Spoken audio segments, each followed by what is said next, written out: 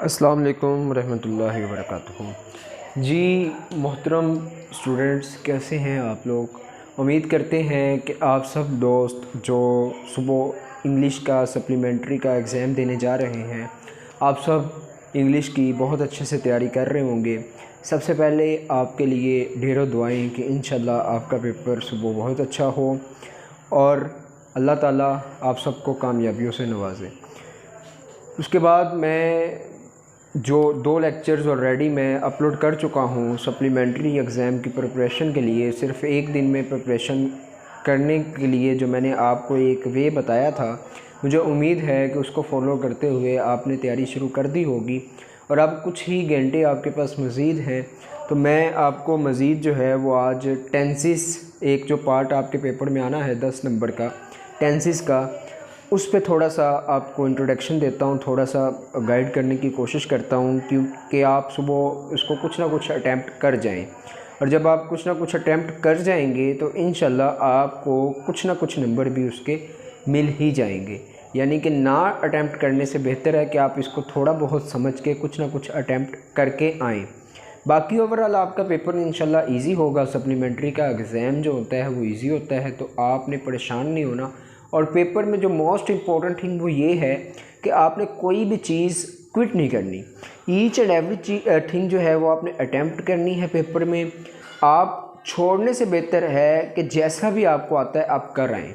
कुछ ना कुछ इंसान को समझ आ ही रही होती है क्वेश्चन को देख के, तो क्वेश्चन को अच्छे से पढ़ के जो आपको समझ में आता है, जो आपके जहन में आता है, उसको आप लिख दें। इससे क्या होगा कि एग्ज़ामिनर जो होगा वो 0 मार्क्स देने की बजाय आपको कुछ ना कुछ दे देगा। और अगर ना भी देगा तो ना करने से करके जो है वो बेहतर है कि अगर आप ना करें तो आप एक पछतावे से बेहतर है कि कुछ ना कुछ आप कर दें। उसके बाद बाकी मज़ीद जो होगा इंशाल्लाह अल्लाह पाक आप सबको कामयाब फरमाएंगे। अब मैं आपको टेंसेस के बारे में बताता हूँ कि इंग्लिश के जो टेंसेस का पार्ट आना है इसको आप किस तरह से अटेंड करेंगे। ज़ाहिर है एक रात में तो टेंसेस आते नहीं, लेकिन मैं आपको थोड़ा बहुत इसके बारे में गाइड करूँगा कि आपका एक माइंड बन जाए और आप इसको कर सकें। पेपर में आपने एक चीज़ बहुत अच्छे से याद रखनी है कि प्रेजेंटेशन पे कोई कंप्रोमाइज़ नहीं करना आपने, क्योंकि जो लुक होगा ना आपका पेपर का वही एग्ज़ामिनर के दिल में बैठ जाएगा। क्योंकि आपने जो भी लिखा होगा वो सेकंड प्रायोरिटी होगी, याद रखिएगा। फर्स्ट प्रायोरिटी उसकी यही होती है कि पेपर देख के उसकी एक जो पेपर की प्रेजेंटेशन होती है उससे वो अंदाज़ा लगा लेता है कि इसने कैसा, ये मेंटली तौर पर वो खुद साइकोलॉजी उसकी ऐसी बन जाती है। जो भी पेपर चेक करने वाला होता है वो साइकोलॉजी ऐसी बन जाती है। तो आपने एग्जामिनर को सेटिस्फाई करना है अपनी प्रेजेंटेशन से। So let's start how you will solve the tenses in English. Urdu to English आपने टेंसेस करने हैं। तो मैं आपको सबसे पहले बता दूं कि टेंसेस के लिए 3 ज़माने होते हैं। 3 आपके पास जो होते हैं ना ज़माने, कौन से होते हैं? Present, past and future. ये जो 3 टेंसेस है ना, ये बेसिकली 3 ज़माने। इन तीनों में ही आपको कोई भी टेंस पूछा होगा, या पास्ट में होगा, या प्रेजेंट में होगा, या फ्यूचर में होगा।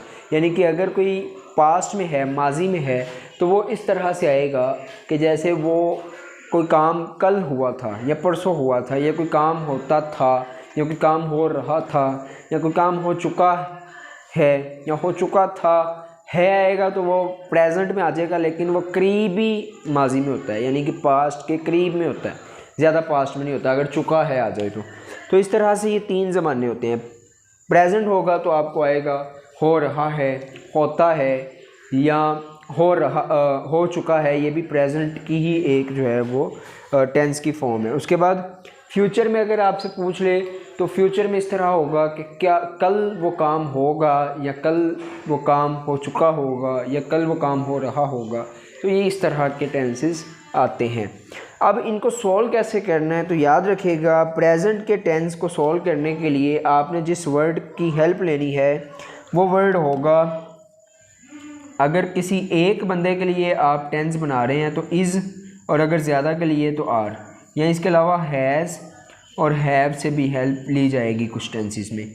फिर पास्ट के लिए जो आपने हेल्प के तौर पर वर्ब यूज़ करना है वो होगा हैड, या वॉज या डिड भी बाज़ जगहों पे यूज़ होगा।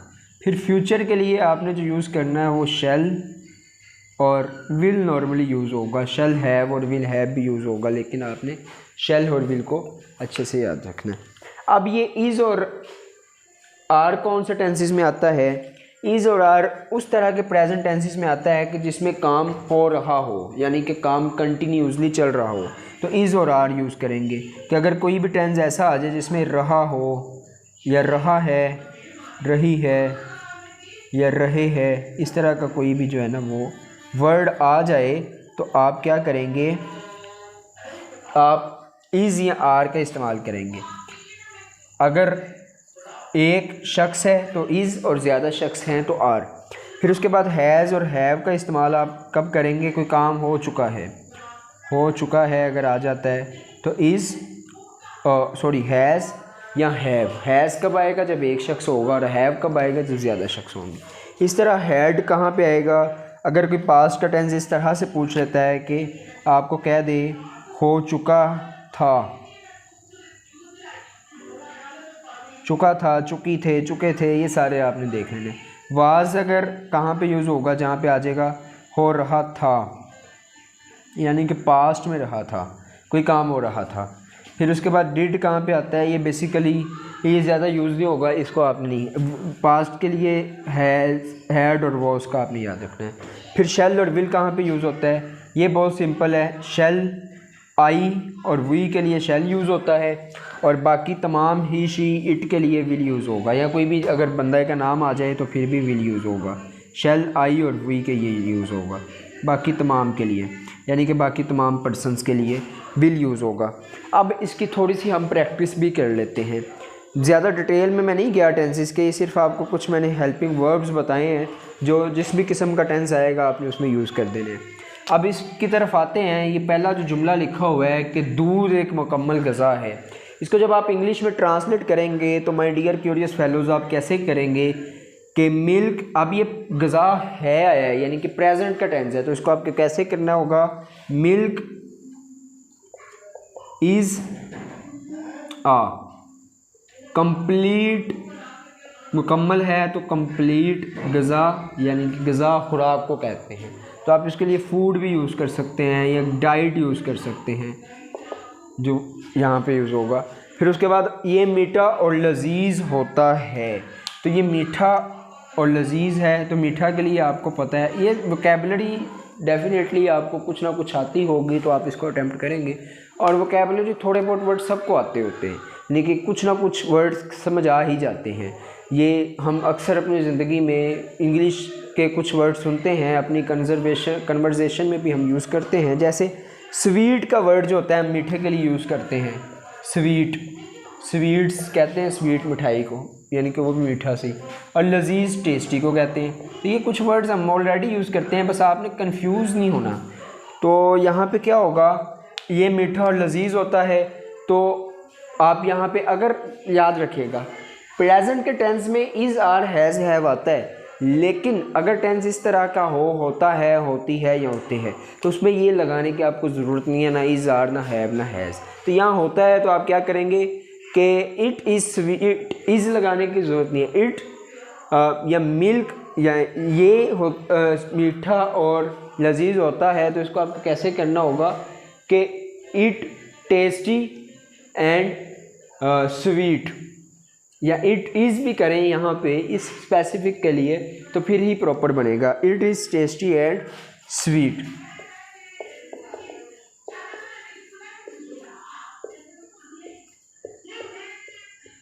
यहाँ पे इज़ जो है as a helping verb use नहीं हुआ, बल्कि यहाँ पे इज़ जो है वो हमारे पास एज अ वर्ब यूज़ हुआ है। फिर उसके बाद इसका रंग सफ़ेद होता है, तो ये आपको पता है कलर रंग को कहते हैं, और सफ़ेद के लिए हमारे पास जो यूज़ होता है वो वाइट वर्ड यूज़ होता है। तो आप इसको भी लिख लेंगे कि इट्स कलर इज़ वाइट। फिर उसके बाद ये इस तरह से आपने यूज़ करने हैं प्रेजेंट के लिए। अब अगर पास्ट का टेंस आपको आ जाए, जैसे कहे जी वो स्कूल जा रहा था, तो इसको आप कैसे करना होगा? वो स्कूल जा रहा था। तो इसको आप कैसे करेंगे, था आ गया यानी कि पास्ट की बात हो रही है, तो पास्ट के लिए आप हैज़ या हैड या वॉज का यूज़ करते हैं। तो अब ये स्कूल जा रहा था, तो वाज में अगर रहा था आ गया तो वॉज यूज़ होगा। तो यहाँ पे आप कैसे करेंगे, ही है तो ही वो के लिए ही आ जाएगा। He was going to school, going किसके लिए आया है, आपके पास जा रहा था और स्कूल रह गया है, गोइंग टू स्कूल। तो इस तरह से आप इसको करेंगे। और अगर फ्यूचर में आ जाए कोई ऐसा टेंस कि वो स्कूल जा रहा होगा, तो इसको आप शैल या विल का यूज़ कर लेंगे। अगर आई हुई की बात हो रही है शैल, ये बाकी अगर किसी की भी बात हो रही है तो विल। तो इस तरह से आपकी थोड़ी सी सेंस बन जाएगी टेंसेस को सॉल्व करते हुए, और आप इसको बेहतर तरीके से सॉल्व कर सकते हैं। बाकी आपने इंशाल्लाह इसको ज़रूर अटैम्प्ट करना है, छोड़ना नहीं है। और अगर मज़ीद कोई भी प्रॉब्लम हो पेपर के रेलिवेंट या MCQs चाहिए हो, तो वो भी आप मुझे बता सकते हैं, मुझसे कांटेक्ट कर सकते हैं व्हाट्सएप पर, या कमेंट बॉक्स में आप अपने इश्यूज़ डिस्कस कर सकते हैं। Thank you so much. I hope so कि ये लेक्चर सीरीज़, ये जो 3 लेक्चर्स मैंने अपलोड किए हैं और अभी ये तीसरा अपलोड हो जाएगा, ये आपके लिए बहुत ज़्यादा हेल्पफुल होंगे और इंशाल्लाह सुबह आप सबका पेपर बहुत अच्छा होगा। Thank you so much.